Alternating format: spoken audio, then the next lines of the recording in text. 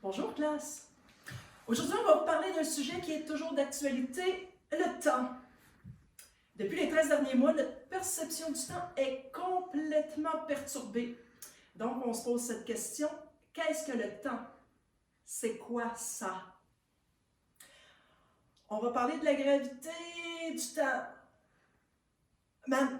J'essaie de comprendre depuis toujours où je suis et c'est quoi ma place, aussi dérisoire soit-elle dans l'univers. Comprendre le temps. Notre instinct nous dit que le temps est un phénomène invariable car calculable. Et pourtant, il n'en est rien. Le temps. Il est tellement long quand tu t'emmerdes, mais il file quand tu as du fun, pas vrai? C'est quoi pour vous le temps? On s'en calisse-tu comme l'an 40 du temps? Celle dans 19 ans, l'an 40 en passant? Ou celle qui est passée, c'est pas un bail? Quelques marqueurs temporels, tiens. Ce que tu as mangé mercredi dernier. L'astéroïde qui a mis fin au règne des dinosaures il y a 66 millions d'années. Les débuts de l'agriculture il y a 10 000 ans. La dislocation de la Pangée il y a 250 millions d'années. Plus proche que ça, l'assassinat de John Lennon en 1980. Le match du vendredi saint entre les Canadiens et les Nordiques. Depuis dans les côtés, t'as-tu bon? Comment ces événements s'inscrivent-ils dans votre perception et description du temps? Le temps, c'est tout ça un calcul personnel, duquel on construit notre conception du monde et d'où on est. Et d'où on ira. Ou du moins qu'on croit qu'on ira. Et puis, c'est aussi de savoir qu'on est condamné à une fin. Mais quand? Ça aussi, c'est abstrait. Et terrifiant. Et pourtant inéluctable. Et le temps va continuer après. Dust in the wind dans Hostie. Oh ben capoté ça, tabarnak! Pourquoi on calcule le temps? Par nécessité. Au début pour la chasse, la cueillette, le retour du froid, puis les récoltes. Il faut se situer, prévoir, anticiper. C'est facile de réguler le temps sur une planète qui tourne sur elle-même en 24 heures et autour de son astre en 365 jours. On regarde les étoiles présentes dans le ciel, la position du soleil, on planifie, prépare la suite, assure notre survie. Le monde moderne a encore imposé ses contraintes sur la chose, plus imposé contraintes sur la chose. Puis la modernité, l'apparition du train nous a contraints d'adopter un temps plus universel. Et on a dû éventuellement se mettre au diapason. La planète au complet divisée en 24 fuseaux horaires. Le temps, c'est de l'argent. Tout ceci se calcule à notre échelle, dans notre petit monde perdu dans l'immensité du cosmos. Et c'est ici que le vrai trip commence. Mescaline! L'évolution et le mouvement des objets dans l'espace, c'est une des définitions du temps, la plus précise en fait. Mais le temps et l'espace sont deux facettes du même phénomène qu'est l'espace-temps. Pas de temps, pas d'espace, pas d'espace, pas de temps. Et si je vous dis que le Big Bang est arrivé il y a 14 milliards d'années environ, qu'est-ce que cela signifie dans votre cerveau? Et combien de temps s'est-il écoulé avant le Big Bang? La réponse est aucun. Le temps et l'espace sont inséparables. Il est difficile de considérer la chose comme telle et pourtant, il en est ainsi. Jusqu'en 1905, on a toujours considéré le temps comme absolu. Tout dans l'univers doit se produire en même temps. Ça semble logique, non? Non. La relativité nous démontre le contraire. Si le temps ne peut qu'aller en une direction, il ne s'écoule pas à la même vitesse uniformément dans l'univers. La masse et la vitesse vont altérer le passage du temps. T'es pas barmaid, toi, dans la vraie vie? Dans le modèle newtonien, on a d'abord traité la gravité comme une des forces de la nature, mais... C'est quoi d'abord la gravité? Un champ de gravitation dû à la présence d'une masse qui courbe l'espace, mais aussi le temps. La vitesse de la lumière est établie à 299 792 458 mètres par seconde. Cela ne se modifie pas par la gravité ni par aucune autre force dans l'univers. On sait par contre que la vitesse et la gravité modifient le passage du temps. Quand on parle d'espace-temps, on sait qu'on peut avancer dans l'espace et faire demi-tour, mais ça ne fonctionne pas pour le temps. Le temps est une flèche qui ne va que dans un sens. Pourtant, l'espace et le temps sont interconnectés. Si on ajoute de la gravité là-dedans, le temps passe plus lentement. Il va passer plus lentement si on est au niveau de la mer, mettons, que sur une montagne. En montagne, on vieillit plus vite, quoi. Moins de gravité sur une montagne. La retraite au niveau de la mer prend un tout autre sens, non. En plus, le temps passe plus lentement à l'équateur. Pourquoi? Qu'au pôle. Pourquoi? Parce que la vitesse de rotation est différente. C'est imperceptible à notre échelle, mais c'est calculable.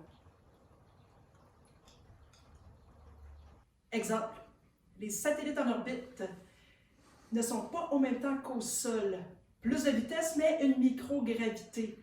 Le savant calcule et règle tout afin que les GPS, entre autres, fonctionnent au quart de tour. Si on ne prenait pas compte de ceci, une erreur de 10 km à chaque jour s'afficherait sur notre position, ce qui n'est quand même pas rien. Oh ben capoté ça, tabarnak! Pourquoi que la gravité ralentit le temps? Selon la théorie de la relativité générale, la chute des corps s'explique par la courbature du temps.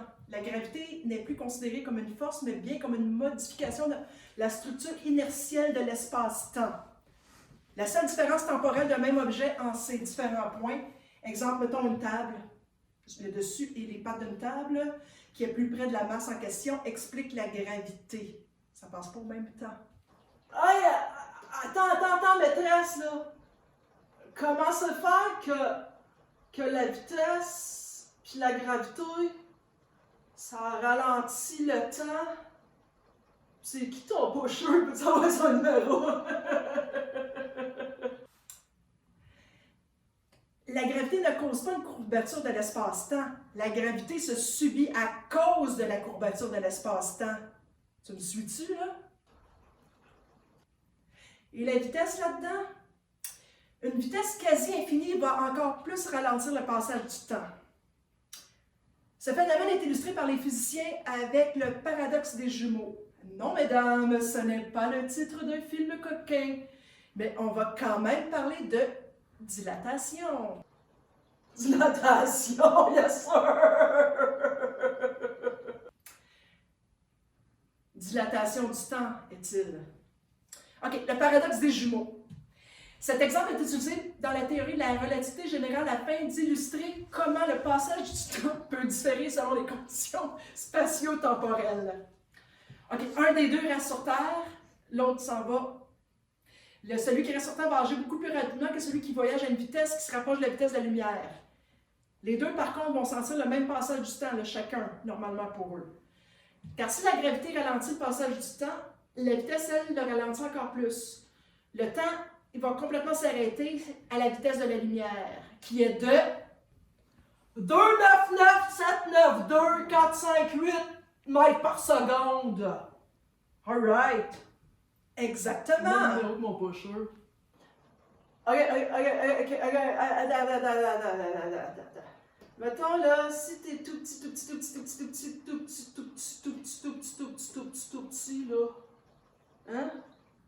Là, on tombe dans le monde quantique. C'est encore plus fucké.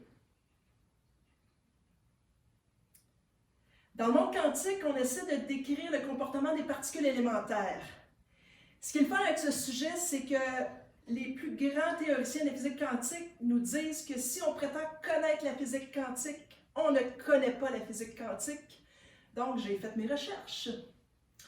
OK. En physique quantique, il y a le principe de superposition. Une particule peut être en plusieurs lieux à la fois. La causalité en physique quantique n'existe pas. C'est-à-dire que l'effet peut survenir avant la cause d'un événement. Les chronologies sont arbitraires. Exemple, un électron, tu as le noyau, tu as l'électron qui tourne. Non, l'électron, il va apparaître d'un bout à l'autre, tout à la fois. On parle de dualité onde-corpuscule, matériel et énergie à la fois, et de probabilité quantique. La mesure, l'observation perturbe le résultat. Je vais vous référer ici à l'expérience à double fente, comme bon exemple. Attends. Expérience à double fente.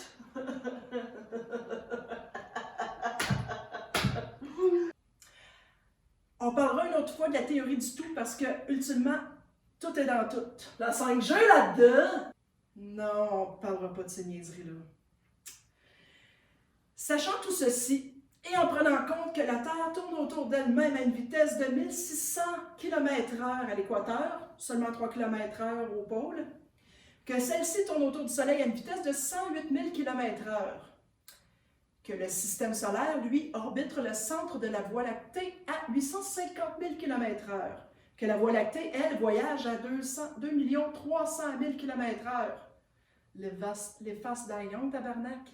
Si on sait que la vitesse ralentit le temps, si on pouvait stopper toute motion dans le cosmos, hein? Qu'est-ce qu'il y a de plus abstrait que de savoir qu'on existe, sinon de savoir qu'on va mourir? On va tous mourir, inéluctablement. On a tous eu notre moment sous le soleil et puis plus rien. Le châtiment est qu'on ne sera plus. Le miracle est qu'on est là maintenant. On a le temps d'y penser, de penser à tout, à nos vies, à nos propres trajectoires. Et c'est la fin. Pas la fin des temps. Hey, madame! Ça, là, ça va-tu être dans l'examen?